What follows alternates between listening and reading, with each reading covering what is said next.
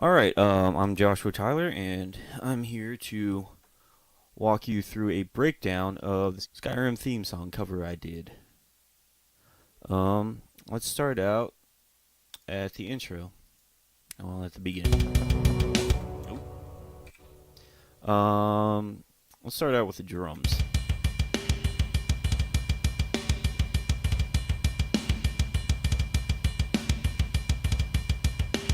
Now here, what I like to do when I mix my drums is I create an initial thud. So, but then I also like to add a subtrack with some reverb on it.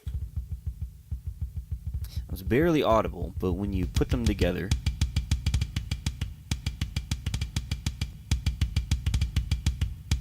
you can kind of hear the difference. It adds just a little bit of low-end thud. You don't want too much because you don't want to blast the bass out of the speakers, but just a little bit to give it some body. And then the snare, that's my thud. Mixing snare is always really hard for me. It took me a lot of messing around to get these settings where I like them.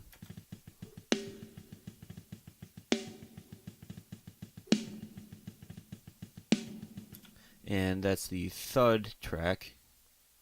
And then I added a reverb track.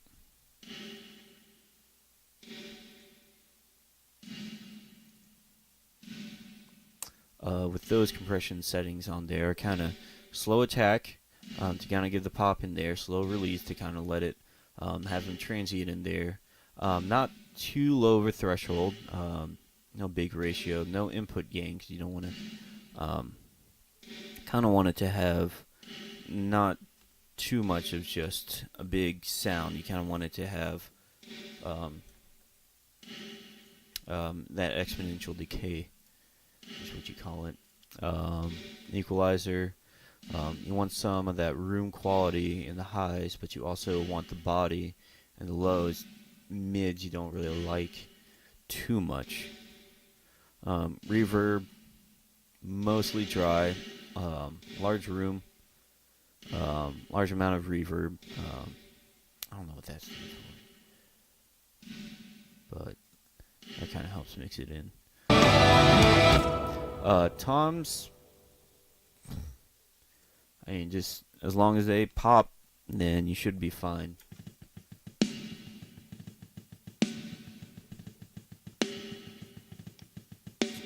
That snare, you kind of want that gunshot effect when you're doing the big anthems. You want it to have that nice hard pop at the beginning, but you also want it to kind of reverb out. Now, if you want to do something a little more experimental, you can experiment with the pre-delay to kind of make it sound like it's bouncing off the back wall. So if you increase that, you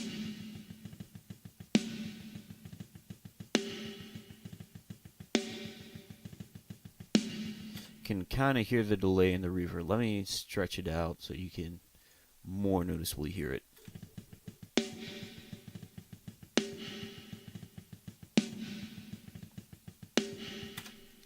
So yeah, add a little bit of pre-delay on that. Make it sound bigger. Kick.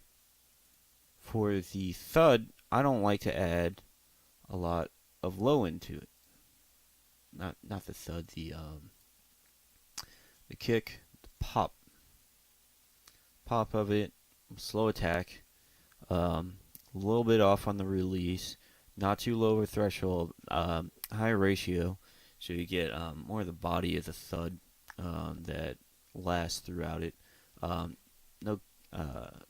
No gate on it, because I like to let the room bleed through each mic. It kind of gives a little more character to everything. Equalizer, I don't like too much too much low end on here, because that will blow out the bass. I like putting some high end on there, because that really helps it cut through the mix. Toms, doesn't really matter. It's not really used on that song, and a couple of fills doesn't really matter. Hi-hat, that's just whatever. Kind of carried the settings from the snare and modified them a little bit. I think I lowered the compression on there.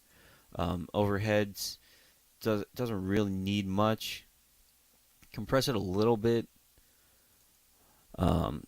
so it doesn't pop too much within it. I mean, I didn't even equalize that. Reverb, just a dab of it on there. Room mic is untouched. You let that. Usually, I like to let that be, so you get more of the natural sound. Sounds like crap on its own.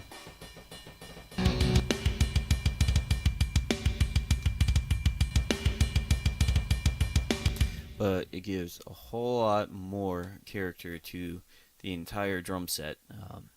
Helps it sound more full. Guitars, I use Guitar Rig mainly. What I like to do here is actually split it between two different sends. I do one that's completely distorted, and then one completely untouched. That's just straight from out of the noise reduction straight to the amp. Not too much gain on the amp, so you get the clean signal. I like it mid on the mic, not straight on the cone. About in the middle. I like in Guitar Rig, it's the Dynamic 57, but that's essentially their version of the Shure 57, and that's the best mic, in my opinion, to use for recording through guitar amps. I use a tube screamer for the distortion, and then I go into a Demon distortion.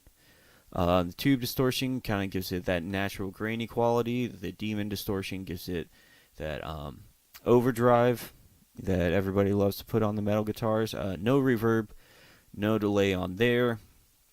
And then you mix it back in. And then I use a slider to determine how much low end I want, how much clean. If you're doing big chords, then you're going to want more cleans in there so it sounds fuller. If you're doing more fast-paced metal where you're doing a lot of picking and articulating, you're going to want to slide it more over to the distortion, so it will sound it won't articulate that well with the clean. So I wanted here to kind of have that picking.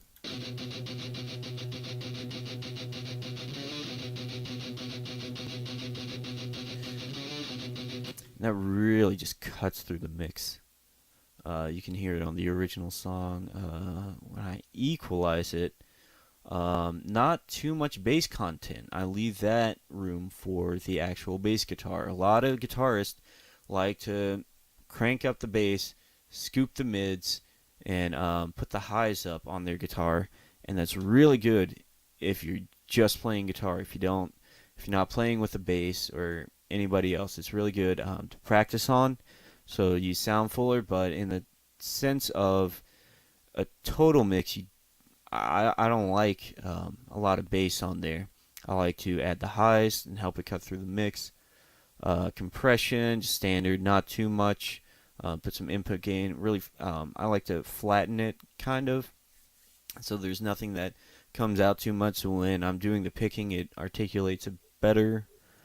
So you hear.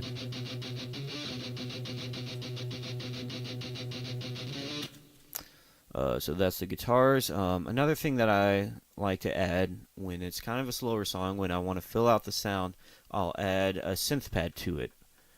You can hear it. Oh, crap.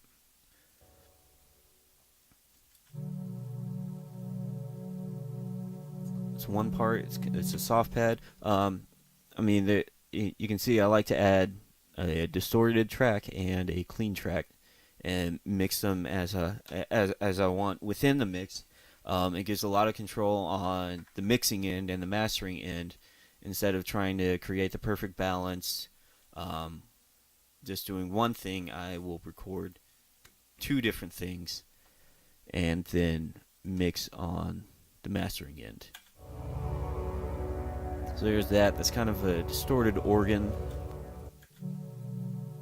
And that's kind of the softer one to fill out the sound.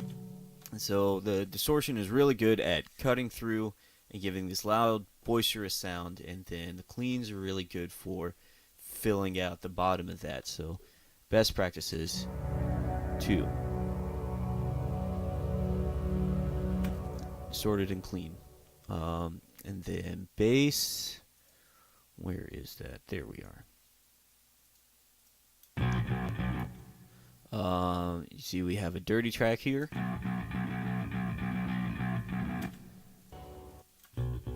And a clean track.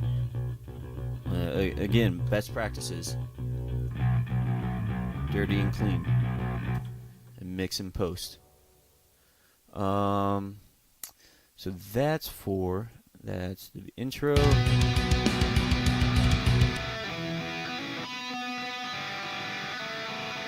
That lead guitar there. Orange amps are really good for leads. For some reason, the British amps sound better for leads. British amp with a dynamic 57. Really good high and mid response right there. The dynamic, well, actually, in reality, the Shure 57s give really good flat frequency responses. Exactly what you want when you're bringing something into the mix. You want a flat frequency response and then equalize it as you will in post. That's the best way to do it. For the cap, I do it right on the middle because that gives more high end, which is good for leads. Added full bass, full treble, full presence. Not much gain on the actual amp, but put a tube screamer here, and then a cat, which is a knockoff of the Rat. So I have distortion on there. It just sounds good for leads. I played in a church band for a lot. I had a tube screamer that went into a Rat for leads and into an Orange amp, and it just worked so well that when I went to mix actual songs that I was recording myself, it was just the way to go for me. It also gets really good cleans, which I don't use that much, but when I do, I like good cleans. Not too much reverb, not too much delay, because we have all these other guitar tracks playing on top of each other, and if you throw delay on every single thing, reverb and delay, it's going to be absolutely dirty. So in the terms, when you're essentially doing an orchestration with guitars, you do not want to put too much reverb on it. Too much reverb or delay. Just a little bit to fill out the sound and make it sound like you're in the arena, but too much muddies it up. So there's this whole lead build up. That standard metal guitar where they have that lead that kind of chimes in over everything else in the octaves.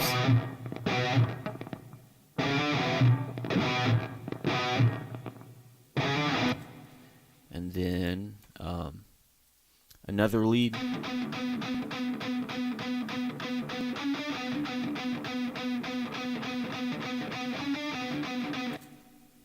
And then the other leads that come in.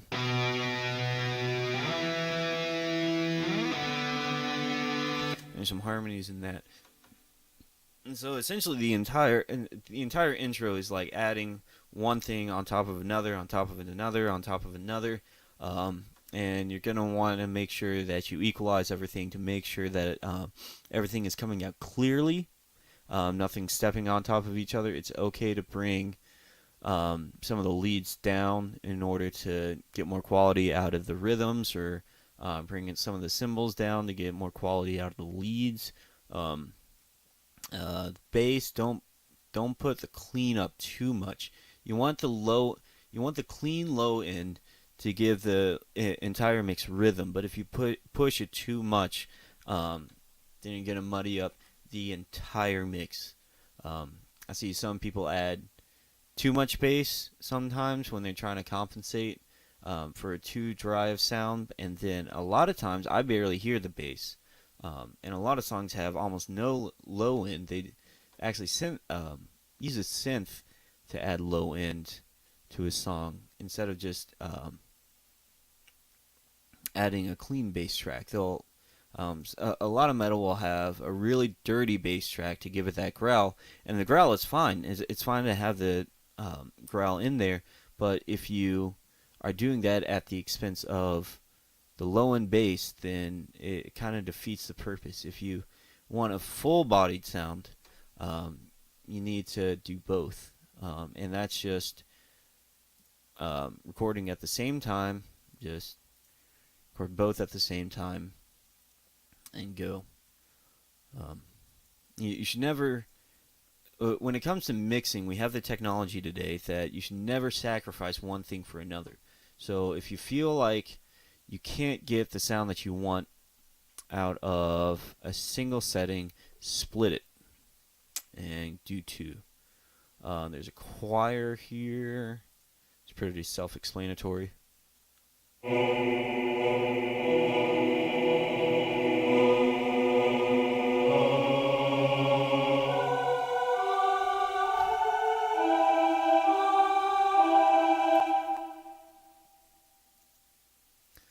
Choir, that's just something that came in with Cakewalk. Choir wasn't really that important to me for this song because I was doing most of the heavy lifting with the guitars. And then in the break here, we have the acoustics. Let's undo that.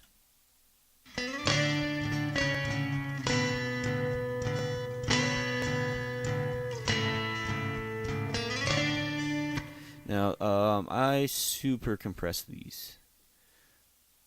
You can see, absolutely scoop the mids, put some bass content in there to give it body, and put some high end to help it cut.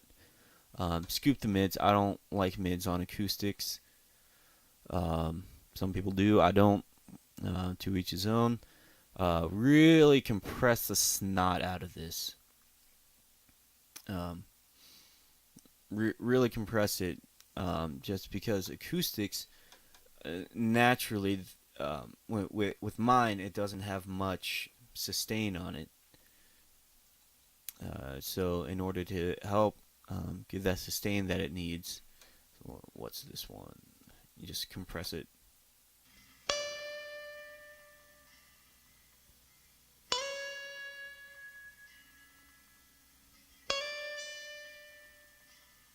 Which is actually how lead guitars sustain so much.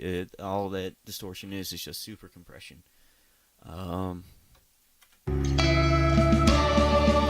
We can come back in, kind of the rhythm guitars.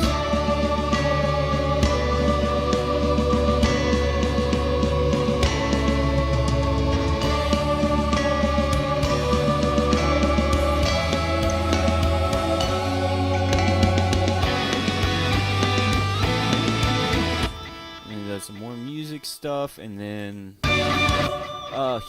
here, the last part. I had this idea to kind of make the lead guitar sound like a flute in the way that kind of pitch bending into a note. It happened on accident because in order to get the high F on the guitar, I had to bend up from the 24th fret. So I bent up on the 24th fret, up from E to F, and then back down, and it really gave the sound quality of a flute. And I thought, instead of trying to go in and edit and not have the bend, I thought it might probably be better to just leave that in there after I heard it in the total mix. I'll show you what I mean.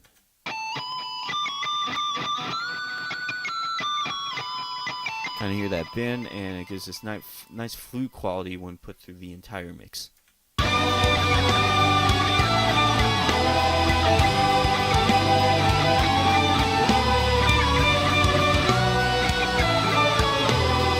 sounds like that to me. And then outro.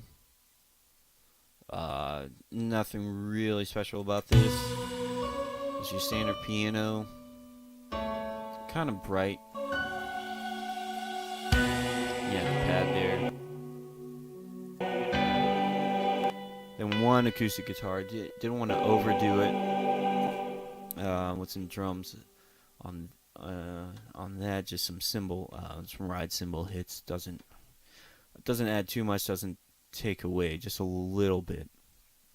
Okay. Another best practices for doing songs, especially covers, is to initially find the tempo and label everything. So you have the intro starting there, you have the main chorus there, you have this horn break here, this Hazra, kind of the most metal part of the song, and then everybody goes from the low B to the high B on the yell.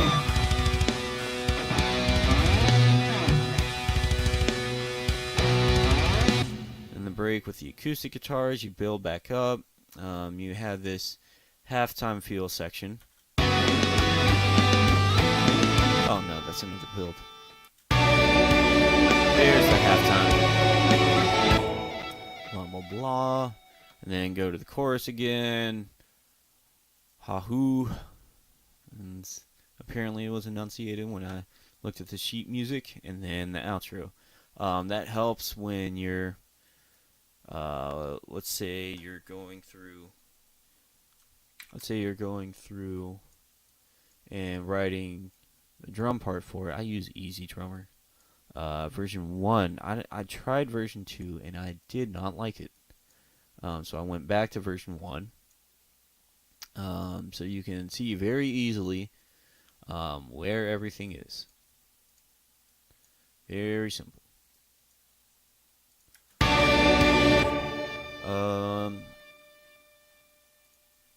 Okay, so that's more the technical aspect of it. Let's look at the musical aspect. So here,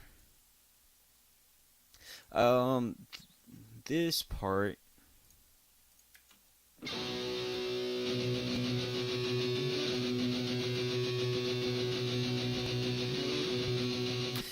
there was that Jade Helm thing by Avenged Sevenfold,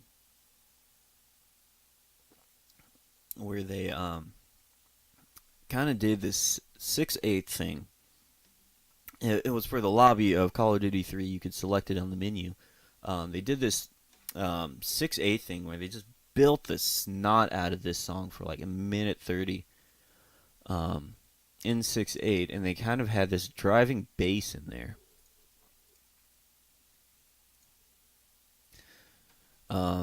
So you hear that here.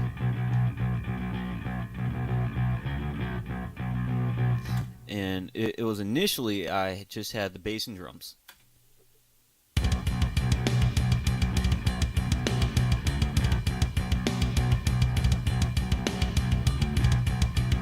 And this song is in B minor.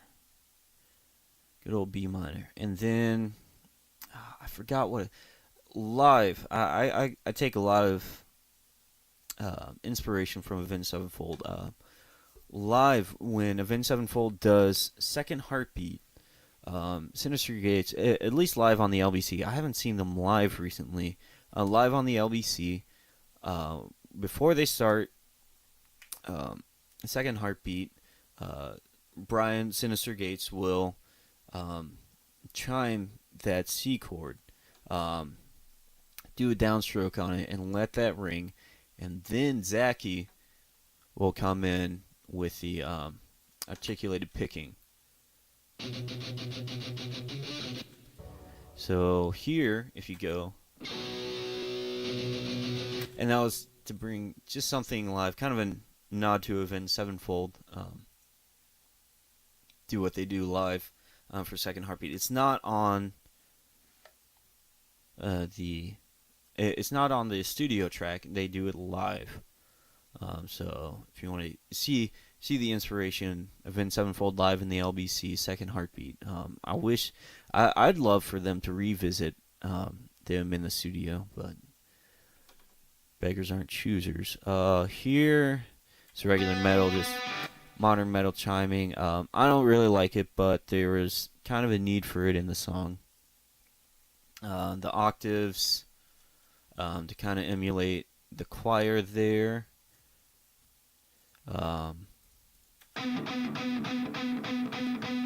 More articulation there to drive that 6/8. Here, there's some build. There's that chord there.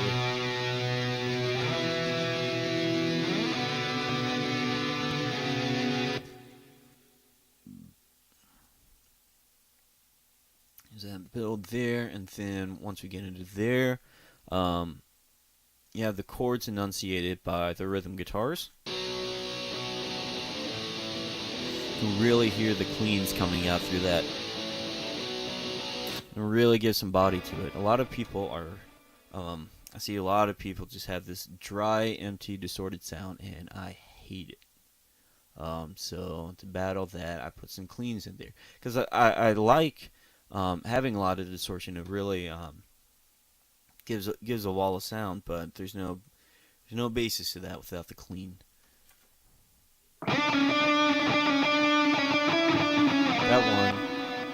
That one is the only one with a lot of reverb on it. Didn't add the phaser to it, but that one is essentially the lead guitar. There's another one there, but they never play at the same time.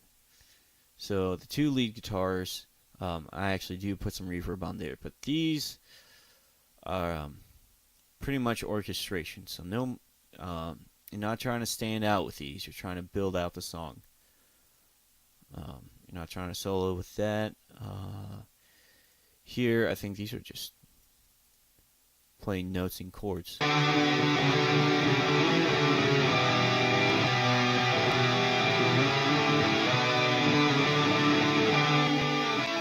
Well, that's all doing something different. It's orchestration. Like, you'd miss a lot of what's going on in there in the final mix if you just reverb it too much.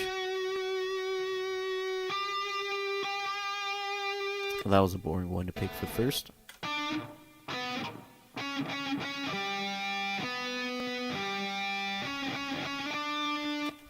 So you have that going on.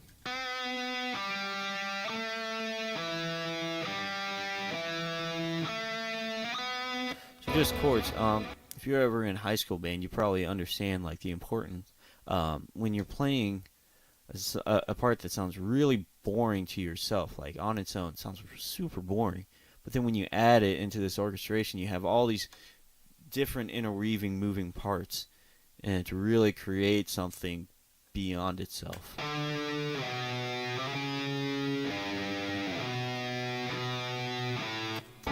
Jeremy Soule did a really good job on this one.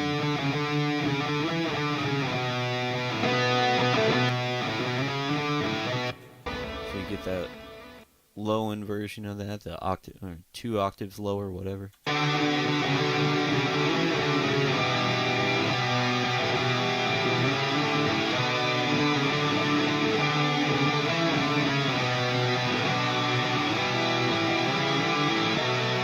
So that's its own orchestration by itself. And then you add the high end, you add the actual chords, you add the choir on top of that, the bass, the drums, and it's just this full orchestration.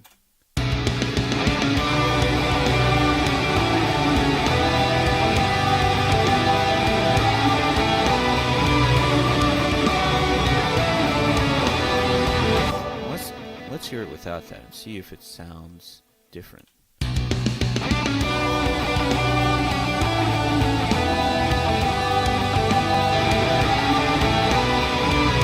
Gives it so much of a full body. And then the horn break, I added... Where are my horns? There we are. Horn section.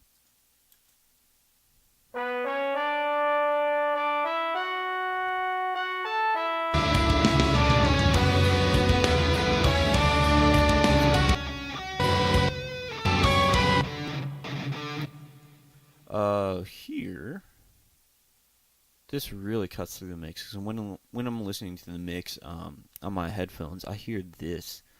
This cuts through a lot. It's something just super simple, just 2 different tones, 3 notes. Really just adds to it.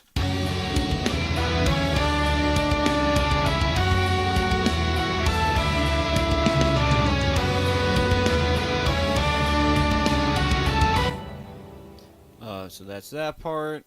Here's kind of the percussive low-end metal part. Probably the most metal part of the song. Let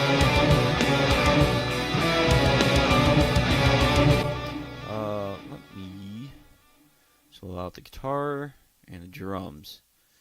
And by themselves, it sounds pretty metal.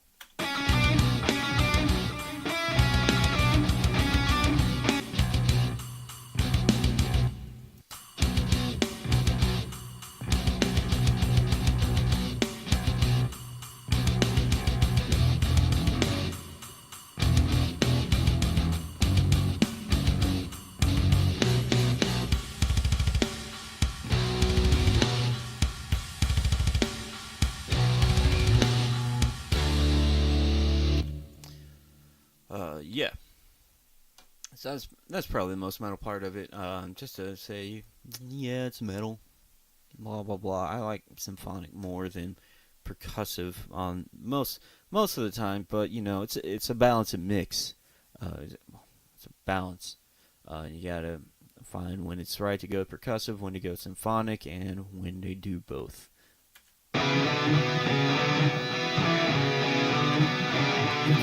Just more moving parts on the low end. Here. Oh, I can just.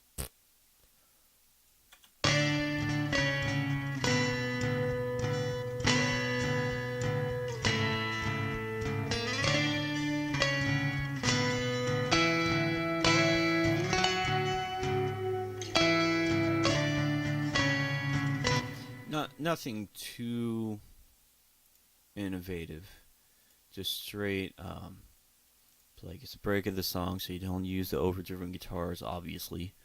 So that's just the acoustics, trying to give the ears kind of a rest from all of this noise, and then you build back up.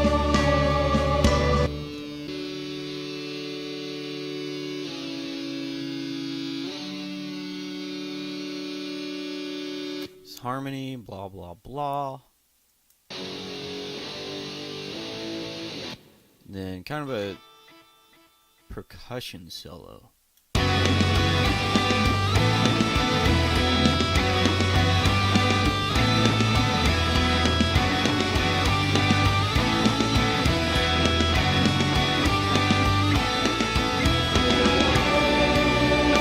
So to give a break. Kind of from the fast pace of this, because you kind of build up fast pace again, and then you kind of drop into this halftime feel in this section. And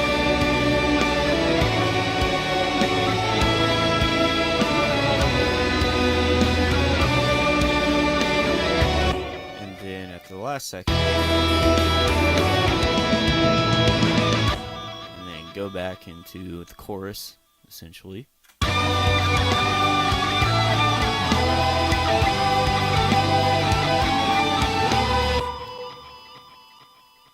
More metal.